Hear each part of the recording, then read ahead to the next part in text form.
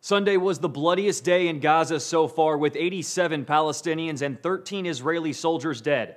Now Hamas claims are surfacing that an Israeli soldier has been captured. Sunday's conflict took place mostly in Shujaiya, a densely populated neighborhood in Gaza City. USA Today quotes one resident saying, "What happened in Shujaiya quarter was madness.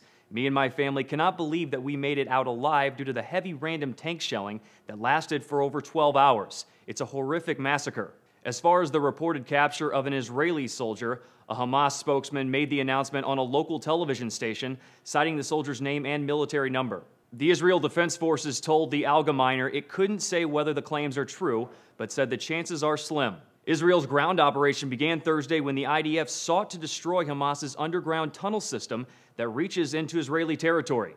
It's since escalated from there. Haaretz quotes IDF officers saying they are taking off the gloves, and it's not an operation now, it's a war. 20 Israelis have been killed so far in the conflict with Gaza. That number is dwarfed by the more than 400 Palestinian casualties, most of which have been civilians. Israeli President Benjamin Netanyahu is blaming Hamas for the Palestinian death toll. They use telegenically dead Palestinians for their cause. They want the more dead, the better. Calls for a ceasefire have been flooding in from the international community, but haven't proven effective so far. Palestinian President Mahmoud Abbas had a meeting with UN Secretary General Ban Ki-moon Sunday, but Abbas has limited influence in Hamas-controlled Gaza. President Obama is also sending U.S. Secretary of State John Kerry to Israel to push for a ceasefire. The International Committee of the Red Cross did manage to broker a 2-hour ceasefire for the besieged neighborhood Sunday, which allowed a convoy of ambulances to enter the area.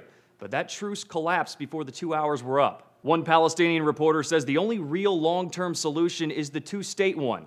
The creation of an independent state in Palestine is absolutely necessary for Israelis and Palestinians to move, not only from violence to ceasefire, but to a phase of natural neighborly relations. That's the solution endorsed by most of the international community, but that's obviously easier said than done. Moving forward, the UN Security Council is set to hold an overnight session on the Gaza conflict. For Newsy, I'm Jay Struberg.